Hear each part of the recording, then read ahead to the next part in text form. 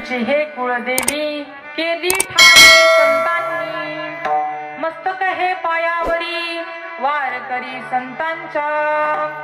मस्तक कोणाच्या चरणावर ठेवावं याला देखील मस्तक लागतं बरं का.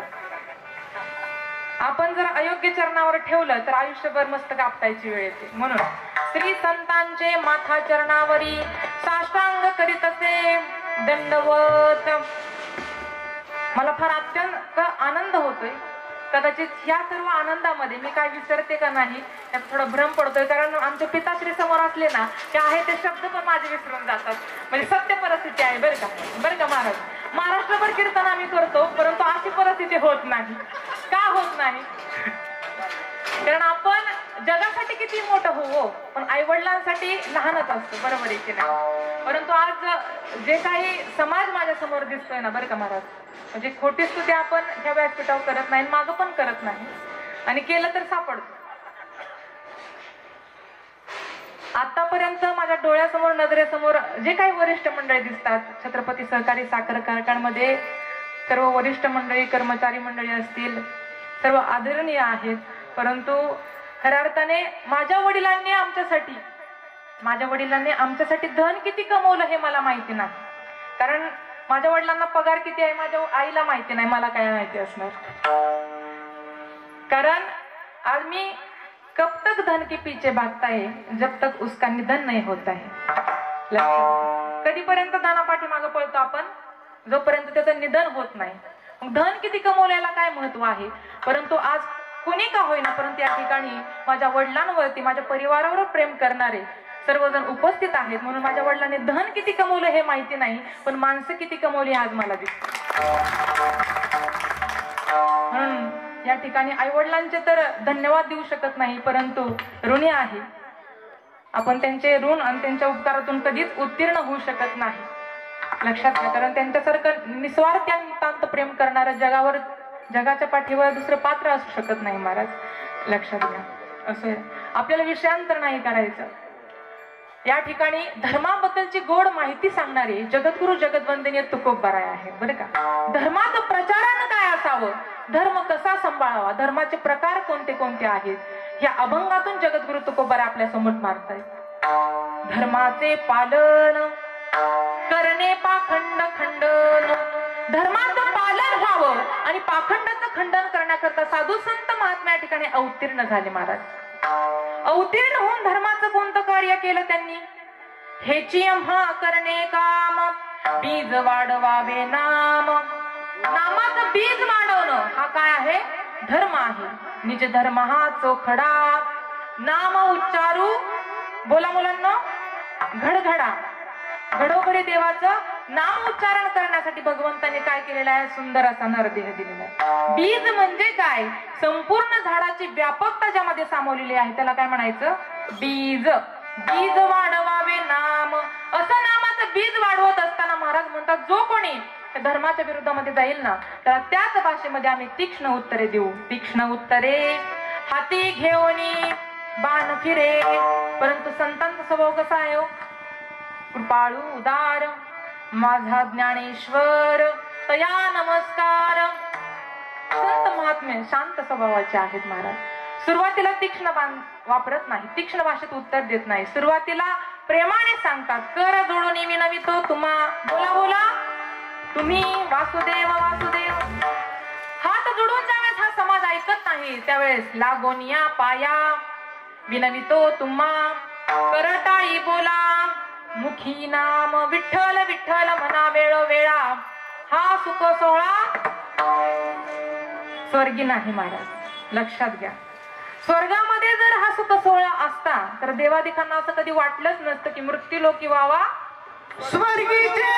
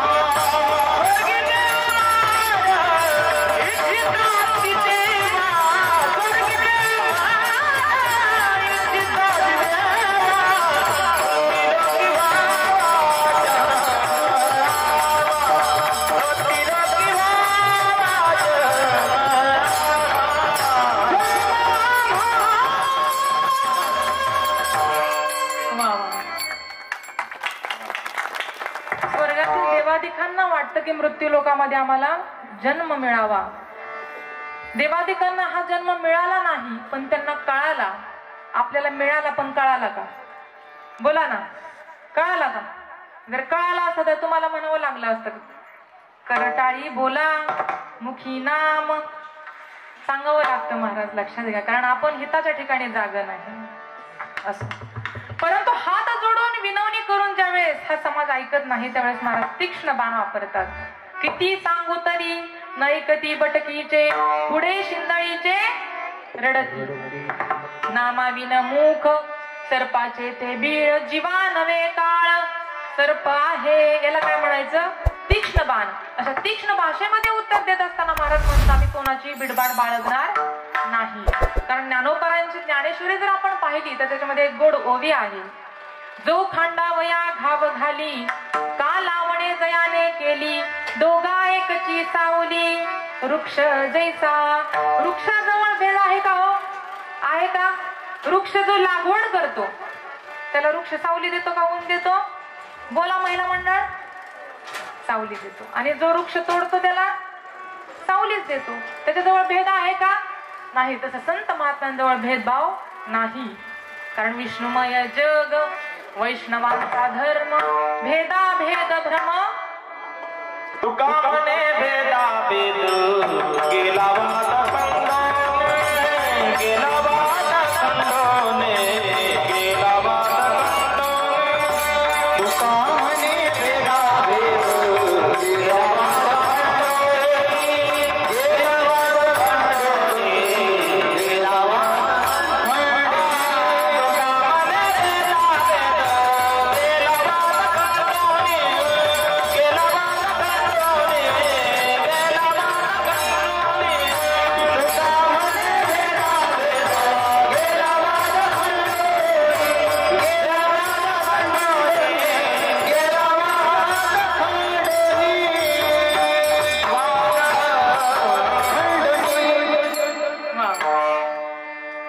वाद खंडोनी जातो. असं जगाच्या पाठीवर एकच संप्रदाय आहे, तो म्हणजे वारकरी संप्रदाय बरं का, ज्यामध्ये भेदभाव केला जात नाही. यातायाती धर्म नाही विष्णुदासा निर्णय ऐसा वेदशास्त्री. आम्ही त्या ठिकाणी भेदभाव करणार नाही. नवे नवे कोणाची भिडबाड बाळगणार नाही. नाही भिडबाड. तुका म्हणे साना थोर हेची आम्हा करणे काम बीज वाढवावे नाम विठ्ठल विठ्ठल.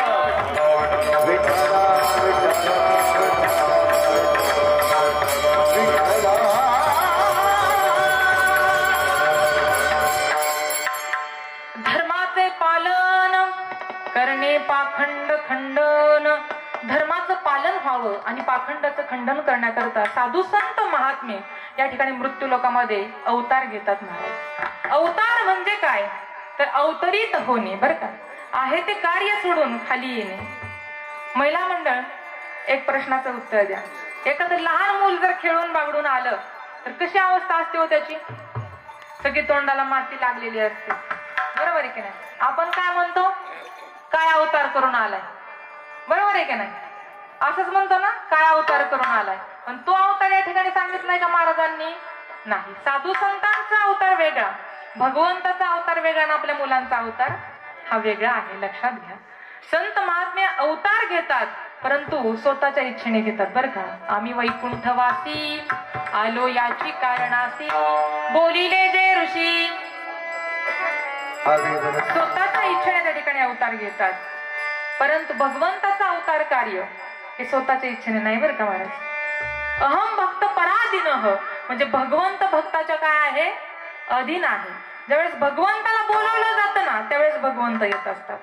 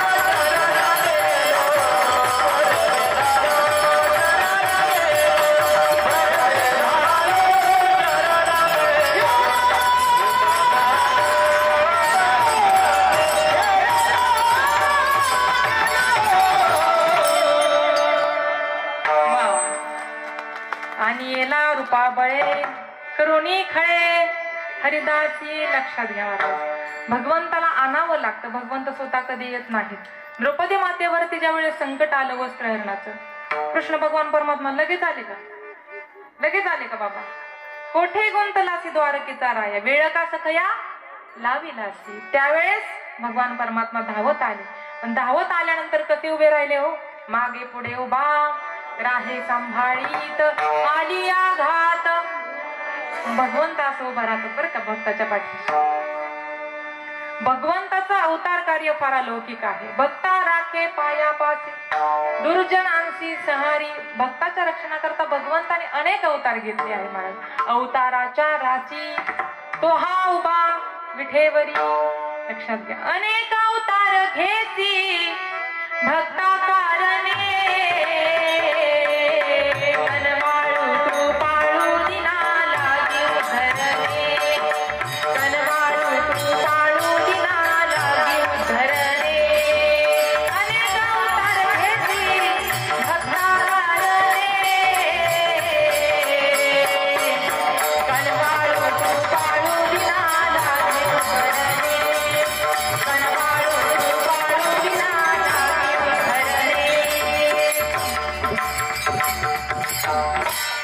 भगवंताने अनेक अवतार घेतलेले आहेत. त्यामध्ये गणपती बाप्पाचा अवतार कार्य असेल, भगवान भोलेशंकराचा अवतार कार्य असेल, किंवा आदिशक्ती तुळजाभवानी मातेचं.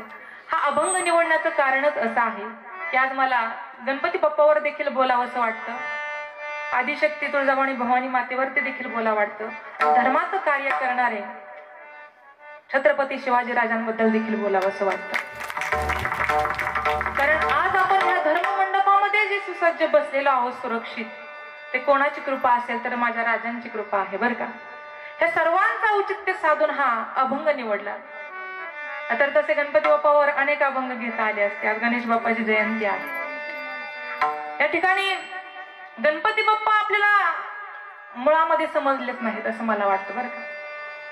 कसं काय समजले नाहीत? गणपती बाप्पाचं चरित्र हे फक्त चरित्र नाही बरं का, हे आपलं चारित्र्य घडवण्याचं खूप मोठं वास्तव आहे. गणेश उत्सव असेल, गणेश जयंती उत्सव असेल, हा फक्त उत्सव नाही, तुमच्या माझ्या जीवनाचा परिवर्तनाचा उत्सव आहे. काय आहे? परिवर्तनाचा उत्सव आहे. कारण गणपती बाप्पा कोणाला आवडत नाही महाराज. लहानांपासून मोठ्यांपर्यंतचा हा आनंदाचा काय आहे? सोहळा आहे, सोहळा.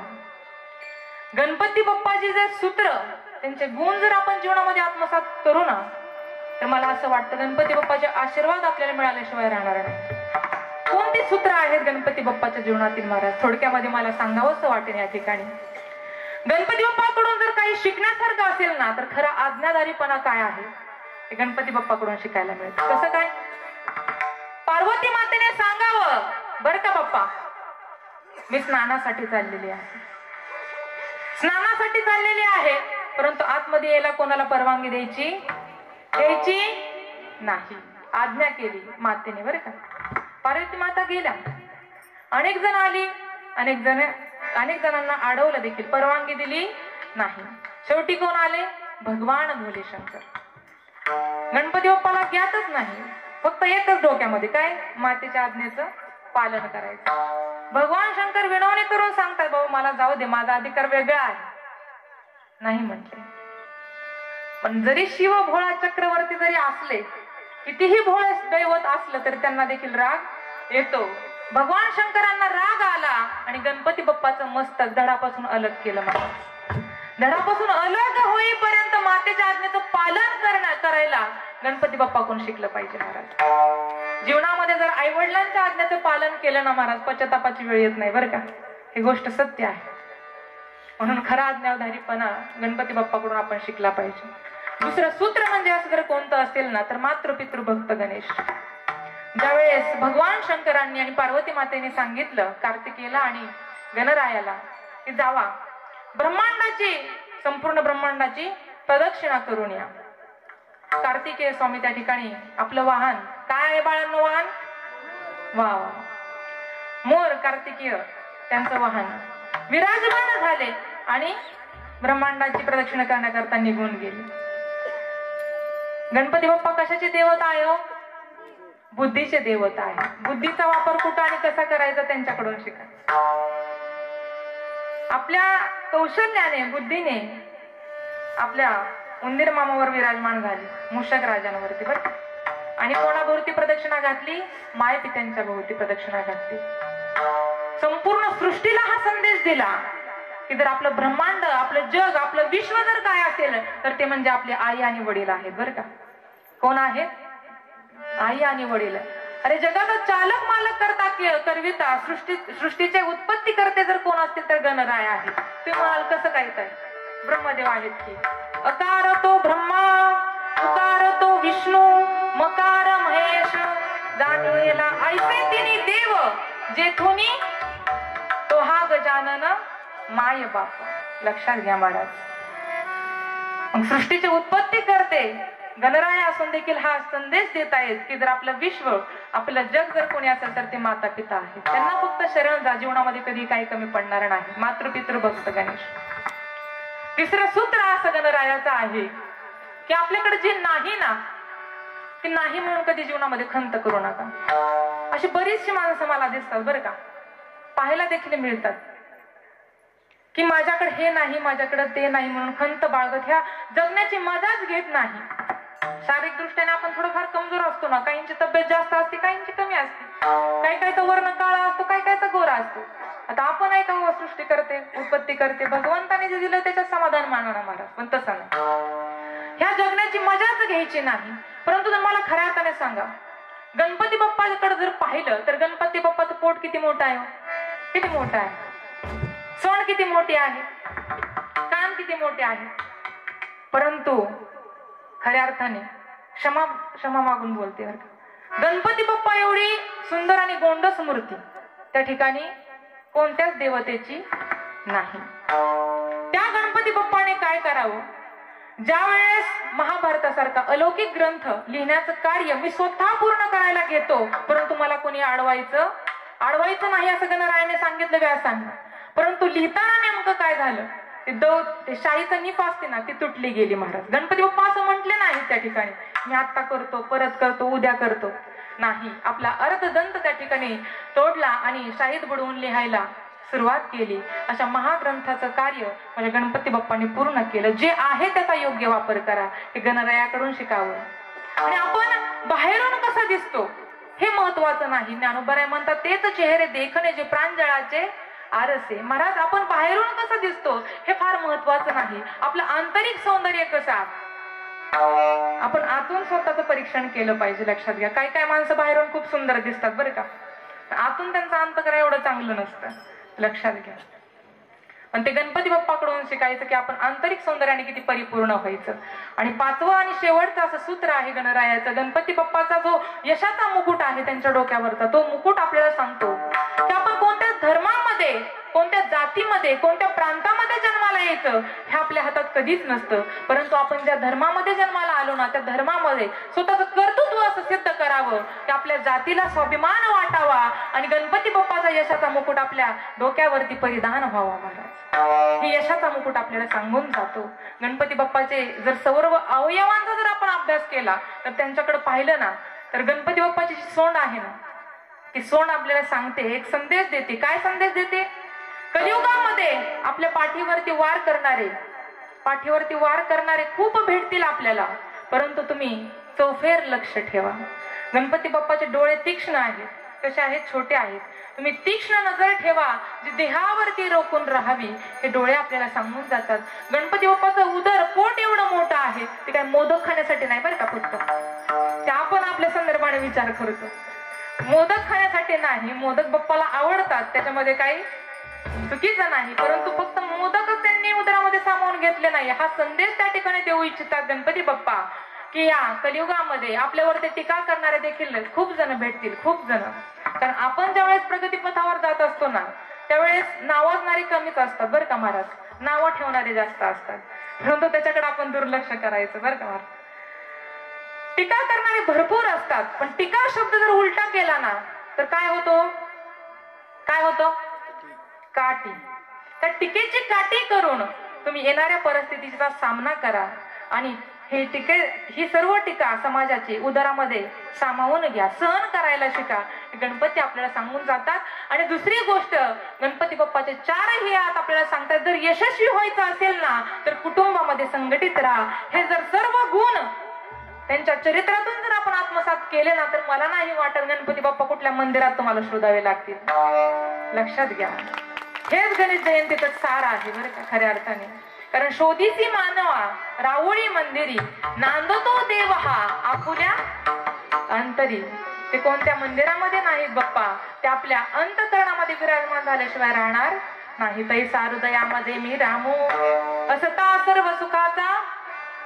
असे गणपती बाप्पाचे अवतार आहेत, भगवंताचे अवतार आहेत. पण आपला अवतार नाही, आपला काय आहे, जन्म आहे. मनुष्य 3 गोष्टींमुळे जन्म घेतो, पाप कर्म आणि वासना. पाप कर्म करुणी जन्मा येतो प्राणी, किंवा केलेल्या कर्माचं फळ भोगल्याशिवाय गत्यंतर नाही. केले कर्म झाले त्याची भोगा आले, उपजले मेले. आणि तिसरं कारण महाराज सांगतात ती म्हणजे वासना. वासनेचा संग होय अंतकाळी, तरी तपोभरी जन्मधरी. ह्या 3 गोष्टीमुळे मनुष्य जन्म घेतो. पण महाराज म्हणतात आमचं तर हे 3ही शिल्लक राहिलं नाही. तुका म्हणे आम्ही झालो अग्निरूप आणि लागोने दीपाप पुण्य अंगा. तरी देखील संत महात्म्या भूलोकामध्ये अवतीर्ण झाले. कशा करता, अभंगाच्या प्रथम चरणामध्ये सांगतात, धर्माचे